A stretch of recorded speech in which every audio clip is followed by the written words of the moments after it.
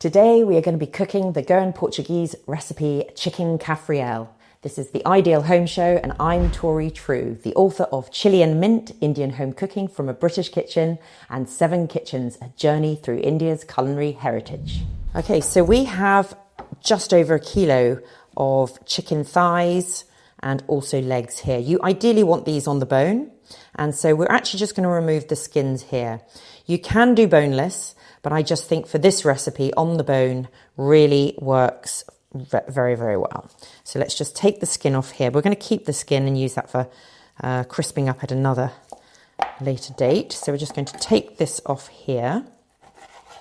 And then we're going to make some incisions. So literally like this. So with the legs, slightly harder to get off, but you just want to take as much of it off as you can. So let's just slip the skin off here. And then again, we're just going to slice with little incisions. The reason for that is we want the paste to go into the meat and really add flavour as it marinates. So let's take that off as well. And again, a couple of incisions, that's all we need. You can buy them without the skin on, I believe, as well, even on the bone. Pop that in there. This is a great recipe to do both on a stovetop but also on a barbecue. On a hot summer's day, you can definitely do the whole thing on a barbecue. But the marination bit is your first step. Right, so we have all the chicken with the incisions, and we're literally going to get the spiced in here, and we're going to take a little bit of turmeric and literally just about half a teaspoon and pop that onto the chicken. And some salt. Again, only about half a teaspoon, a little bit of salt. And finally, we're going to get some vinegar. A little bit of vinegar helps tenderize it. That's why we're using the vinegar. There we go. And then we just want to mix this all together so it's completely coated with the turmeric and the salt and the vinegar. So we are now going to be making the paste. And we're going to be using some coriander and some mint, some curry leaves, some chili and some spices as well. So let's start off with, we literally want to take a couple of handfuls of coriander. Now the key here with this recipe is to also use the stalks. So the flavour is in the stalks. Okay, so we'll just chop off the ends there. So just roughly chop this up because it's going to go in a blender, so it doesn't have to be too neat. So into the blender, we're going to pop in the coriander. So it's roughly about 2 handfuls. And then we're going to have some mint as well. Now this dish actually comes, it can be found in Goa, in India. And it actually came when the Portuguese came and settled and ended up colonising Goa. The recipe itself, though, they think comes from Africa. But the southeast side of Africa was known as Cafreal. And the British and the Portuguese had their colonies, and down in the far south is Mozambique. And it's thought that this recipe, Chicken Cafreal, came from Mozambique. And it was brought over from Mozambique to Goa when the Portuguese settled in Goa. Its journey probably started off in Africa. So we're going to pop in there the coriander and the mint, and we literally just want a sort of a handful of mint, but we're going to taste it, we can check, and we can try and balance out the flavours. So you don't add stalks for the mint, you only add stalks for the coriander, so we're going to pop that in there, move that over here, and then the chilies. Right. Depending on how hot you want it, you can add 1, 2 or 3. Now this, we're going to put in literally just 1 to begin with. The hottest part of the chili is actually the membrane and then the seeds. We're going to put all of it in because we want a little bit of a punch, but you can literally just pop it in like that because we're going to blend it. So the 2 of them, I can already smell that is quite a pungent chili. Okay, so we're going to add in some spices as well. So we're going to add in a teaspoon of cumin seeds. We're going to add in some cardamom. So what I'm going to do is I'm going to actually open them up slightly. So 4 or 5, it doesn't really matter. So I'm just going to open them up slightly just to help. There we go. So green cardamom, we've got 4 green cardamom, pop those in. We are going to add in some cinnamon bark or cassia bark. Now, if you can, try and break it down a little bit just to help there. And also some black peppercorns as well. So on the black peppercorn front, we're going to add in a teaspoon. And we're going to add some cloves as well. We're going to add about 4 or 5 cloves. Let's see what we've got here. That should be fine in there with the cloves. 8 garlic, pop that in.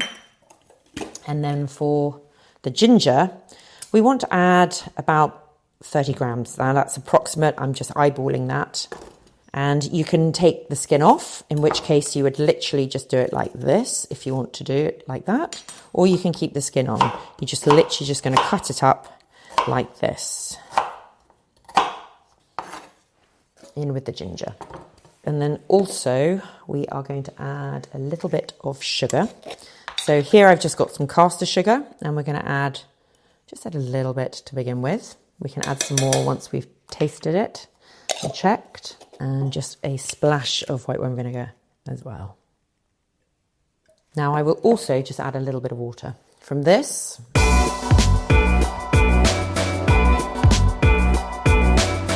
To this. Coming back to the marinated chicken, which has got the turmeric and the salt and a little bit of vinegar. So we're going to carry on popping all of the marinade over the chicken. Just want to scrape out all the good bits. Don't want to waste any, and also from the lid as well. So you can absolutely just use a spatula, or why not just use your hand to completely coat it. There we go. Making sure it gets in all the crevices that we've done. Now you want to leave it for a couple of hours covered in the fridge, but we don't have the time. We want to crack on. You can still do it that way as well. So I'm just going to wash my hands and then we'll start cooking. So we're just going to add some olive oil, but you can use whatever oil you have. So groundnut, rapeseed, sunflower vegetable oil. And then literally just make sure it's coating the bottom of the pan. So we'll just let that come up to heat. And you just want to lay them flat in here, enough space. Here's a leg and another leg. We're going to go and do it in 2 batches. One more. Okay, we're going to leave this now for 5 to 7 minutes so that it's bronzed on this side, and then we'll turn it over and allow it to bronze for another 5 or 6 minutes on the other side. Okay, so beautifully bronzed, as you can see. So we're now going to make some room. This at the bottom here is fantastic. We're just going to give it a bit of a scrub around. That's absolutely fine. And we're going to add in all the other chicken thighs and legs that we've done before. So literally just add those to the pan. And the other thing that we want to do is the original paste that was in the pan. We're going to add that, the rest of that in now as well. So it's only a little bit, so we're just going to pop that in. And then what we'll do is we're going to pop on a lid, like so. And we are going to check on it every few minutes, but that is going to cook away for the next 10 to 12 minutes.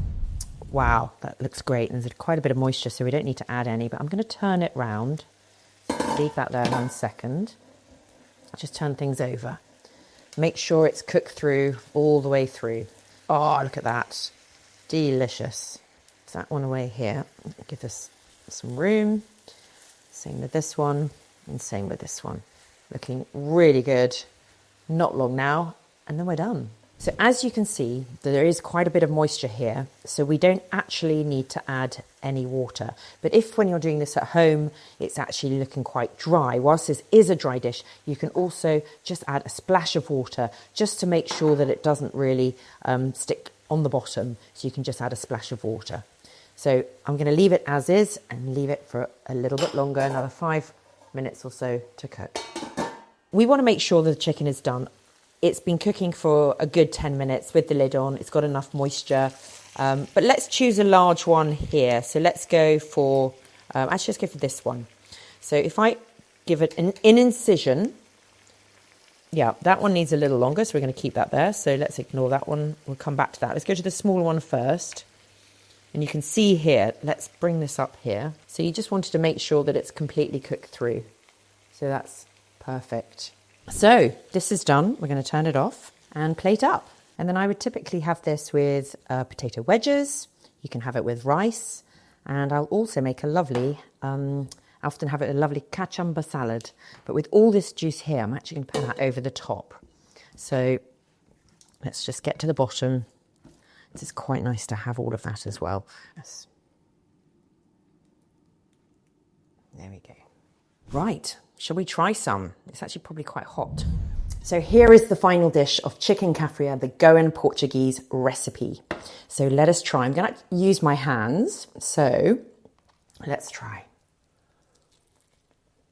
Cooked to perfection. It's infused with lots of coriander, mint, garlic, chili, and all the wonderful spices as well. Tastes really, really good. If you're interested in this recipe and others, don't forget to like and subscribe the Ideal Home Show. And if you're interested in this recipe, click the link below to order a copy of 7 Kitchens, A Journey Through India's Culinary Heritage.